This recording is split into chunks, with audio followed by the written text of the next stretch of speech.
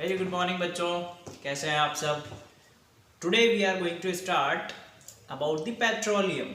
Okay, in the previous class we have discussed all about the coal, types of coal, destructive distillation से जो important components बन रहे हैं या जो important product form होते हैं कोल के, वो भी हम डिस्कस कर चुके हैं। कोल तार, कोक, कोल गैस, ठीक है, ये तीन हमने डिस्कस कर लिए थे। टाइप्स ऑफ जो कोल होता है, पीट, लिग्नाइट, बिटुमिनस एंड एंथ्रासाइट, यहाँ तक हम डिस्कस कर चुके थे, मतलब पूरा कोल हमने पढ़ लिया था।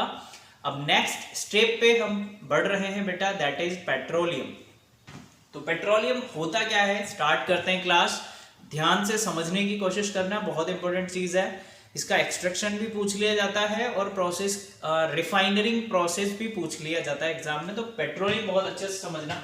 देखो बेटा, पेट्रोलियम है क्या, एक ग्रीन या फिर कभी कभी ब्लैक कलर का लिक्विड होता है, ठीक है, ऑयली लिक्विड मैटर है। पेट्रोलियम बेसिक सी बात है, लिक्विड ही होता है, पर कभी कभी कैसा होता है, ग्रीन भी हो जाता है, कभी कभी ब्लैक कलर का भी हो जाता है, ठीक है। तो लिक्विड मैटर होता है। स्मेल की अगर मैं बात करूं तो बहुत ही तीखी स्मेल होती है, अनप्लीजेंट सी स्मेल होती है, होलो स्मेल होती है इसकी। थर्ड चीज के ये किस किस का मिक्सचर होता है, तो petroleum gas, paraffin wax, lubricating oil, diesel, petrol and many other components इसमें मिक्स होते हैं। ये सब मिक्स होके क्या बनता है बेटा, पेट्रोलियम बनता है। क्या बनता है, पेट्रोलियम फॉर्म होता है, जिसमें ये सारे प्रोडक्ट मिले हुए होते हैं। बात समझ में आ रही है।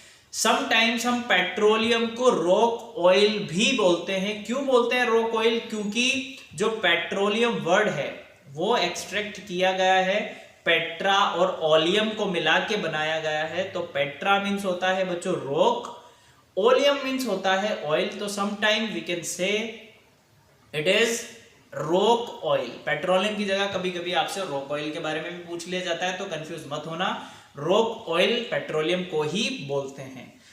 ये तो हमारा इंट्रोडक्शन था पेट्रोलियम के बारे में, हमें समझ में भी आ गया, कोई दिक्कत नहीं है। अब बेटा फॉर्मेशन किस तरीके से होता है, आपने देख लिया कि कंपोनेंट्स क्या क्या होंगे। तो भाई बनता कैसे है, जिस तरीके से फॉर्मेशन ऑफ कोल हमने देखा था कि वो डेड मटेरियल, डेड प्लांट्स जो लैंड पे है उससे बन रहा है, उसी तरीके से हम देखेंगे कि पेट्रोलियम का फॉर्मेशन कहाँ कैसे हुआ। हमें पता तो होना चाहिए किस तरीके से पेट्रोलियम बना, पेट्रोलियम बढ़ रहे हैं।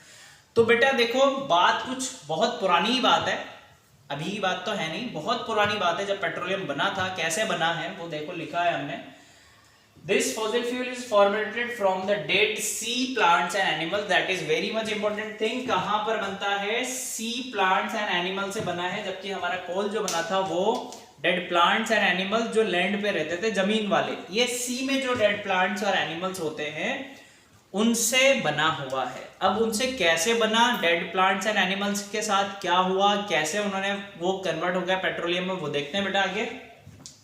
एज द डाइड, जैसे ही वो मरे, अभी तो मरे नहीं होंगे, बहुत टाइम पहले मरे होंगे, कोई सुनामी आ जाती है, कई बार ज्वार भाटा आ जाता है पानी के अंदर, ठीक है, सी में, है ना, ऐसे होता है। तो जैसे ही जब भी कभी पेड़ खत्म हो गया, प्लांट खत्म हो गया, या कोई एनिमल्स है, एक्वाटिक एनिमल्स है सी में, वो मर जाता था, तो क्या होता था, उसकी बॉडी जाके क्या हो जाती थी, नीचे जमा हो जाती थी, सेटल डाउन, नीचे बैठ गई।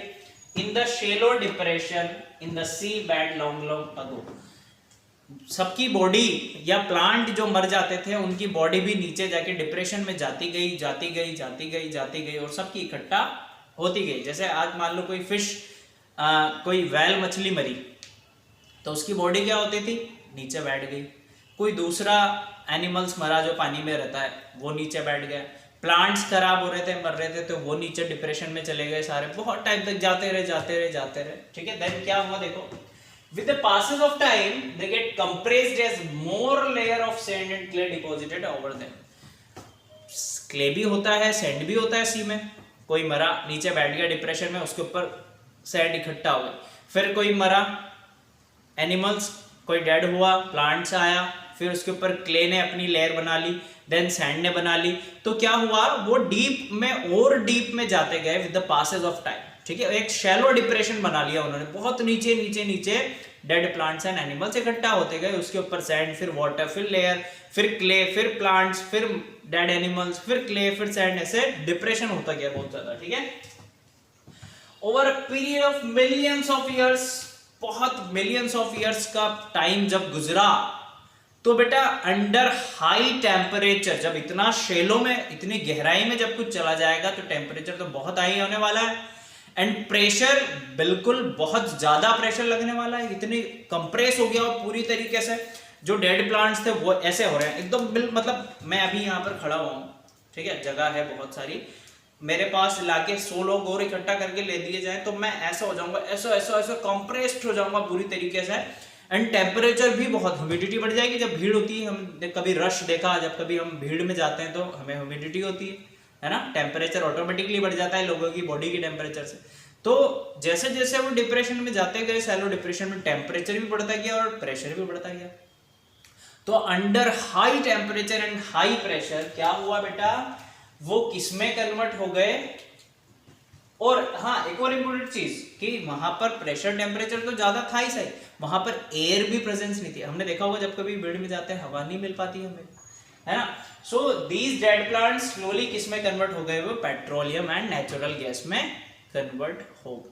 तो बात समझ में आई आपको, किस तरीके से फॉर्मेशन हुआ है पेट्रोलियम का under high temperature and pressure in a shallow tanks, in a shallow depression of sea, dead plants and materials will be get converted into petroleum and natural gas। so formation किस तरीके से हुआ समझ में आ गया होगा आपको। देखो यहाँ पर डायग्रामेटिक तरीके से भी बताया गया है कि कुछ ये रिजर्वियर रॉक था सबसे नीचे, देन वाटर होता है, वाटर के ऊपर ऑयल होता है, ऑयल के ऊपर गैस फॉर्म होती है, ठीक है, वाटर के ऊपर ही ऑयल होगा क्योंकि वाटर की डेंसिटी ऑयल की डेंसिटी से ज्यादा होती है, तो वो नीचे, जो ज्यादा डेंसाइल होता है वो नीचे होता है, ठीक है। ऑयल कम डेंसाइल तो उसके ऊपर, गैस उससे भी ज्यादा कम डेंसिटी वाली तो वो भी उसके ऊपर, देन वापस से ये वाटर, सॉइल, इम्पीरियस रॉक है, देन सॉइल सैंड जमा होती है सी में, देन फिर वाटर होता है ऊपर। तो कैसे निकाला जाता है, इन्हें एक्सट्रैक्ट कैसे किया जाता है बेटा, ऑयल पे क्या की जाती है, पाइपलाइन लगाई जाती है ऑयल तक, यहां पर इस तरीके से ऑयल वेल बनाए जाते हैं और गैस में गैस वेल बनाया जाता है और इन्हें यहां से एक्सट्रैक्ट कर लिया जाता है। तो ये था फॉर्मेशन ऑफ पेट्रोलियम, किस तरीके से होता है ये आपको डायग्रामेटिक तरीके से ही बता दिया। देखो किस तरीके से निकाला जाता है, इतने पार्ट में ऑयल होता है, नीचे वाटर होता है, देन गैस होता है, देन वापस से वही सारी चीजें। तो बात समझ में आ गई बेटा किस तरीके से फॉर्मेशन हुआ पेट्रोलियम का।